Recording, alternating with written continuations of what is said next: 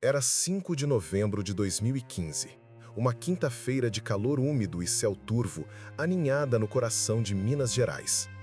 Às 15h47, o relógio da igreja de Bento Rodrigues mal havia marcado quando o chão, subitamente, começou a tremer. No início, um ruído distante, como se a montanha tomasse um fôlego pesado. Então, um estalo seco, profundo, o som metálico de uma ruptura irremediável. E, por fim, o rugido. A terra gemia, o ar se partia. O que se seguiu foi lama, viva, espessa, quente, uma massa que deslizava com a velocidade da culpa, arrastando consigo tudo o que encontrava: casas, árvores, animais, corpos. Um som inesquecível, um misto de trovão e lamento, como se o próprio planeta estivesse soluçando. O narrador, embora distante, sentiu o peso daquele acontecimento, como quem presencia um velório sem caixão. Mariana, a velha cidade de ouro, transformava-se, em questão de minutos, numa cidade de barro.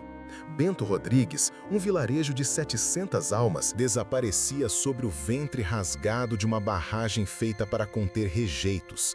A palavra limpa para o que, na verdade, era o resto sujo do lucro. Lá no alto das montanhas, porém, as sirenes não tocaram. Não houve aviso, ninguém pôde correr a tempo. Dona Arlete, 68 anos, costureira e devota de Nossa Senhora Aparecida, lavava roupa quando ouviu o primeiro estrondo. "Vai chover, Maria", pensou, dizendo para a vizinha certa de que era trovão. Mas, ao ver os bois correrem soltos com os olhos arregalados, percebeu que era algo muito diferente. Pegou o terço, chamou o marido, mas Sebastião, que estava na roça, perto do córrego, não respondeu. Ela tentou correr, mas seus pés afundavam no barro que já subia pelo quintal. O chão parecia vivo, pulsante, como se respirasse. Quando a onda de lama a alcançou, tudo o que restou foi o rosário pendurado em um galho seco. Mais abaixo, um menino de 9 anos, Ítalo, empinava a pipa no campo. A pipa azul cortava o céu cinzento quando o barulho súbito fez o ar mudar de peso. Ele viu o horizonte se mover, como se a serra se dobrasse sobre si mesma. Por um segundo, achou bonito. Depois, o vento veio quente, sujo, e o pai gritou de longe: "Corre, menino!" Mas a terra foi mais rápida. Os sobreviventes contam que a lama desceu como um animal selvagem. Não havia tempo para pensar, apenas para correr. Quem estava a pé tentava escalar árvores. Quem estava de carro via o barro engolir a estrada.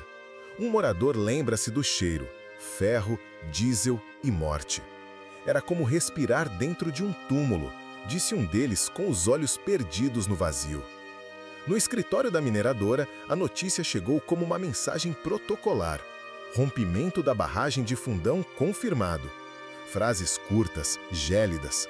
Homens de terno começaram a se reunir em salas climatizadas, discutindo termos como vazão, impacto, controle de danos. Nenhum deles falava em pessoas, nenhum deles falava em Bento Rodrigues. À noite, helicópteros cruzavam o céu de Mariana, iluminando o vale com holofotes que mais pareciam faróis de um inferno sem fogo. A lama seguia seu curso, movendo-se, respirando, engolindo. Em Governador Valadares, o Rio Doce já recebia a mancha tóxica.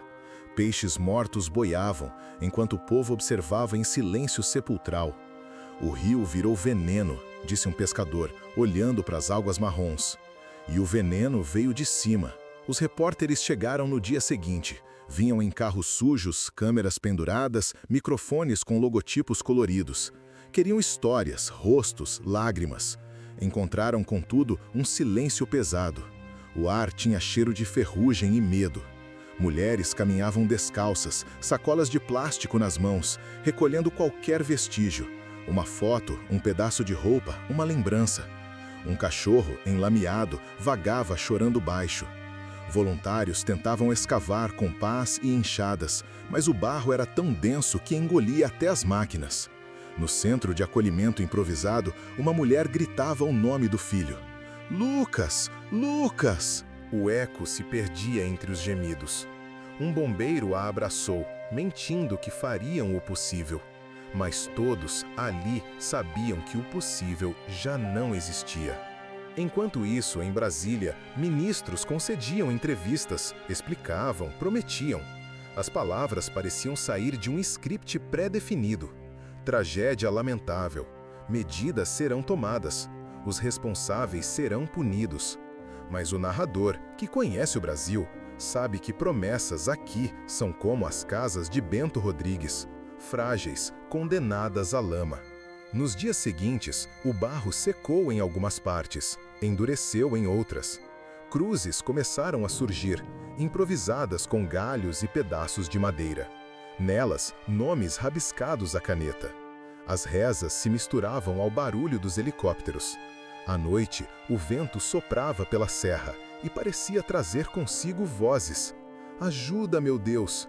Cadê meu filho? Os engenheiros da Samarco insistiam que não havia risco. Disseram isso, aliás, também antes do rompimento. Relatórios antigos revelavam fissuras, alertas ignorados, medições adulteradas. Mas tudo fora aprovado, assinado, carimbado. O lucro precisava continuar correndo, como um minério que sangrava das montanhas. O país inteiro, tão dependente daquele pó metálico, fingia não ver. O narrador se pergunta em silêncio profundo: quantas tragédias cabem num mesmo rio? O Rio Doce já não era doce. Era agora um corpo de lama, um corredor de morte. Passou por dezenas de cidades, matando o que ainda respirava. Crianças observavam o curso barrento e perguntavam se o rio ia voltar. Ninguém tinha resposta, porque rios mortos, eles não voltam. Em Colatina, no Espírito Santo, o povo se juntou às margens para rezar. Um padre levantou as mãos e disse que era hora de perdoar. Mas perdoar o quê? O pecado do homem é a pressa, e a pressa mata devagar. A lama seguia, lenta, rumo ao mar, como se carregasse uma mensagem escrita em silêncio eterno. A TV mostrava o desastre em imagens aéreas. Parecia um quadro de desespero pintado em tons de ferrugem. As pessoas em casa assistiam entre o jantar e o noticiário, comentando entre bocas cheias. Que horror, né? Depois, simplesmente mudavam de canal. O Brasil é um país acostumado ao horror. Meses depois, vieram as audiências, os advogados, os relatórios de impacto. Nenhum culpado, contudo, foi preso. As famílias esperavam indenizações que nunca chegavam. Alguns receberam promessas, outros apenas papéis. Bento Rodrigues virou um nome numa planilha. Mas as pessoas que voltavam lá ainda sentiam o cheiro. A terra guardava o trauma como uma cicatriz aberta. Um dia, o narrador conheceu Maria Clara, professora da escola local. Sobreviveu por estar em Mariana no momento do rompimento. Perdeu os alunos, perdeu a sala, perdeu o chão. Agora, vivia num apartamento pequeno, decorado com plantas. Planto porque é a única coisa que cresce em silêncio, ela disse. À noite, ainda ouvia o barulho da barragem se partindo. Parece que a terra fala, sabe? Como se dissesse que não aguenta mais. A tragédia virou símbolo. Políticos citavam Mariana em discursos emocionados. Empresários usavam o nome em palestras sobre sustentabilidade. Mas, lá no vale, o pó ainda cobria as pedras. O rio ainda tossia. As árvores morriam de pé. E o silêncio, esse sim, nunca deixou de crescer. 4 anos depois, quando Brumadinho se rompeu, o Brasil percebeu que o eco de Mariana não era uma simples lembrança, era um aviso. Mas ninguém, de fato, escutou. Hoje, se alguém visitar o que restou de Bento Rodrigues, verá casas novas, ruas largas, postes novinhos. Tudo alinhado, bonito, mas vazio. Os antigos moradores chamam o lugar de Cidade de Mentira. Dizem que ali não mora ninguém, apenas as sombras. Aqui não tem cheiro de café nem de chuva, repete a menina de olhos fundos. Aqui só tem lembrança.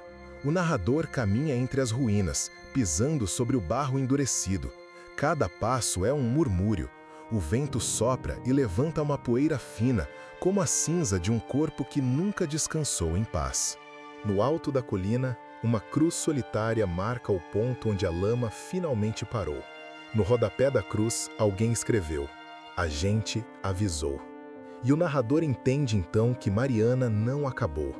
Ela se repete, de forma invisível, nas represas por todo o país, nas assinaturas apressadas, nas reuniões silenciosas. O Brasil é uma terra que cava a própria ferida, e como toda ferida mal curada, está sempre pronta a abrir-se novamente. À noite, quando o céu de Minas se apaga, dizem que ainda se ouve ao longe o som da lama correndo. Um som grave, surdo, como o respirar da terra cansada. Os moradores chamam de voz do barro. Alguns juram ouvir nomes sussurrados. Outros acham que é o vento. Mas ninguém duvida que é o eco daquilo que o país nunca quis escutar: o preço do silêncio. O narrador cala, porque há momentos em que a palavra é inútil. A imagem fala sozinha.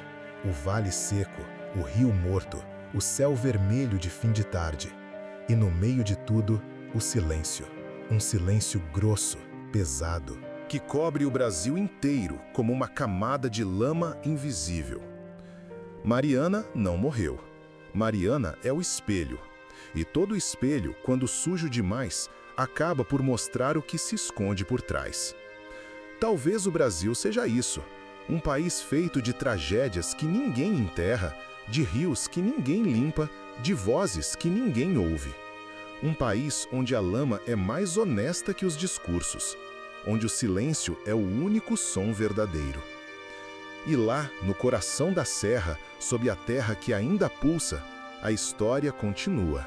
Sem fim, sem redenção, sem perdão.